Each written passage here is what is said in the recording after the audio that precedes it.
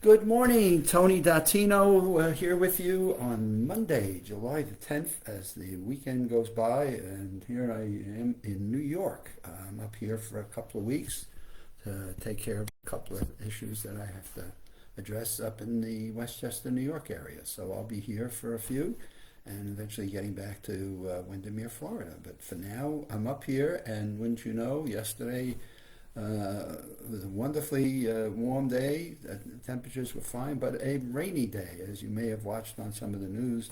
I'm up in the Westchester County area, fortunately not in the Hudson Valley, where as you look at the floods that you saw the folks there had 8 inches of rain in a matter of 15 hours, and that's usually a whole summer's worth. So there is some rain issues that we're dealing with up here, but I'm here.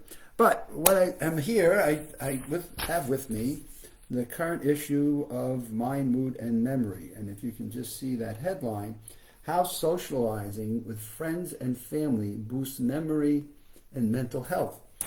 And I've done so many Live with Tonys on socialization, and especially through COVID, what socialization does to us, and why does socializing benefit our cognition and our moods and our issues of or concerns that we have of where we feel being alone, or where we feel that we're isolated, and therefore we lose our purpose in life. We lose our drive to continue because we're just not hardwired to be a lonely person where we become, as we say, a hermit, or where we just lock ourselves into our own bedrooms or our own houses and we just don't go out. And we know from now years of science that are studying this, the cognitive impacts that this has on our mental health and our memories.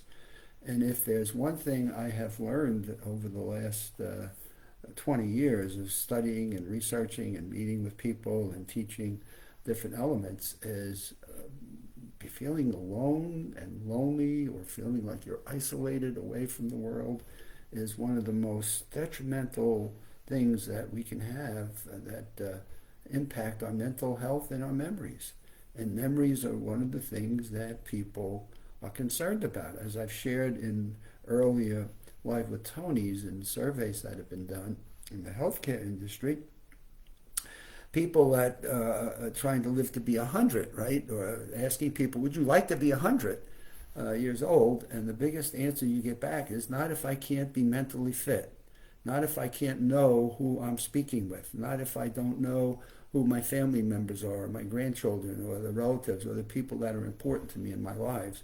So this whole issue of socializing takes on a whole different impact when you recognize its consequences of feeling isolated and or lonely to our mental health. So this article had a really good question. What do we know about how socialization supports our cognition and our mood? And so social connectiveness and relationships are beneficial for our moods, memory, cognition, just as much as staying physically active is important to our whole body.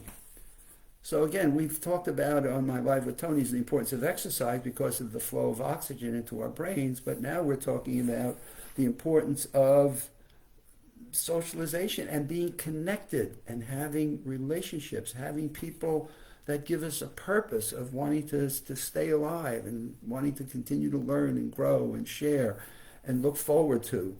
And I know in Orlando or Windermere, when we hit the COVID, we were a group of seniors, and we were smart enough through the work that we do here, that we needed to figure out how to still maintain some social connections with the friends and neighbors or people that were important to us. And so we learned how to grab a group of 8 people and meet every Saturday at 3:30 in a garage. That basically was a garage that extended out into a driveway and would spread out, so we maintained our distance. We all matched up in terms of what we were doing during the week and who was, going where to doctors or shopping, or how we were doing different elements that were important to us and getting to appointments or things that were important to each of us. And we maintained a safe distance, and fortunately we got through the COVID, but we never lost our social interactions and sharing how each of us were were learning things or doing things, what we were hearing about COVID, what we were hearing about vaccines. We were a broad wealth of knowledge where you had 8 people going about their week listening to different elements or reading different things or talking with different family members or relationships that each of them had, and then bringing that together as a pool of knowledge, which was invaluable to a group of us all trying to learn as much as we could, as fast as we could, and being safe and not being isolated. And so we've maintained it. I mean, that has been so beneficial to the group of 8, and we've welcomed other people in at times, and as some of us have had visitors or friends or visiting to us now as we've gotten through COVID, they're equally welcomed. And so we have a wonderful time talking with different people and learning about different experiences. And so that goes on to say, so why staying socially active is a pillar of brain health? Why is it so important? When we talk about a pillar, right, we're talking about the strength of the foundation and how crucial and important that is to our overall memories and cognitive fitness and mental health. So what are the benefits? So what does interacting with others provide to us as the benefits? And so I've already given you one of them, that we just realize that our brain is a knowledge-seeking mechanism, in the sense that when we are learning new knowledge or we're getting new information to us, our brain stays alive. In studies they've done with our dendritic spines and our axons, our connections, they've learned as long as we are continuing to learn, as long as we're continuing to challenge our mind to thinking new pathways, it's almost like strengthening, right, our muscles, right? Doing reps in the gym and doing repetitions of sit-ups or abs or whatever we're doing in terms of physical. Well, mental interactions with people provide new information and new experiences that help strengthen the dendritic spines in our brain. And so people, and just talking with them and having them share different experiences or things that they're going through in their lives, is a very fundamental way of helping enhance our cognitive functions, and then making connections on things that we learn that are important to us, that help us to stay in that mode of learning. And boy, does our brain love to learn as we go along in life, and we build what we call information that then turns into some level of knowledge that eventually leads us into wisdom.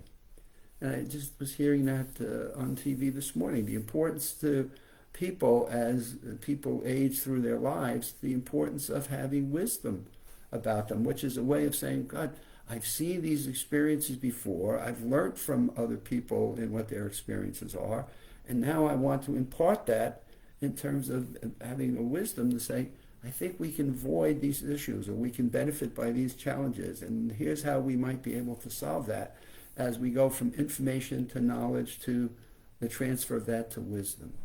And so learning from other people is a fabulous way of accumulating that knowledge and benefiting our memories and our mental fitness and health. So that's one of the most significant things that I find in being able to sit with a group of people and just thinking about the questions and the dialogue that you can have with them. It also builds a sense of purpose, meaning we look forward to the Saturday afternoons. Maybe we have a glass of wine, maybe there's a glass of sangria, but we look forward to it. And at times we celebrated birthdays, and so everybody felt like we built a new family. And so we built connectiveness. We connected to a whole new community of people. And if there's one thing that I know in terms of where I live in Windermere, is we're on a dead-end street, and we talk to the neighbors. We come outside and we watch the kids play, and we walk down and we see dogs walking by, and we build some level of community. We have some level of purpose that says, man, I want to be with these people. I want to talk with them. It's a friendly neighborhood on a dead-end street, and it just has helped build new connections and new relationships of people helping people. And so as I now have come up to New York, I've got neighbors on each side of my residence there that if there's anything we can do while you're gone, man, just tell us what that is, and we'd be more than happy to provide help and support and do whatever it is that we need to do to have you not worry when you're not here at the house, and we'll safeguard and do whatever, take out garbage, water lawns, flowers, plants, whatever it is we need to do. So there's a whole building of camaraderie that shares that, which then helps to minimize sinking into a depression or sinking into a level of anxiety when you have something that you look forward to that gives you a purpose of moving forward. And I could go on and on with this. I think if you've listened to any of my Live with Tonys, and I've shared this, I have found that this particular article has really, it really has dove into the details of this. And so I'll be sharing some of the questions that this doctor from the Massachusetts General Hospital has pulled together for us. Dr. Jennifer Getchell, who is a geriatric psychiatrist at the Massachusetts General Hospital, has really raised some of the great questions. So my next broadcast on Wednesday, I'll talk about how big should the gathering be? How big should your social group of people be? Are there too many? Are there too few? What should that chemistry look like? And we'll come back at this week. I think this article answers so many questions about socialization that I'll break it up into several pieces this week. So with that, have a good start to your week, and we'll see you back here on Wednesday.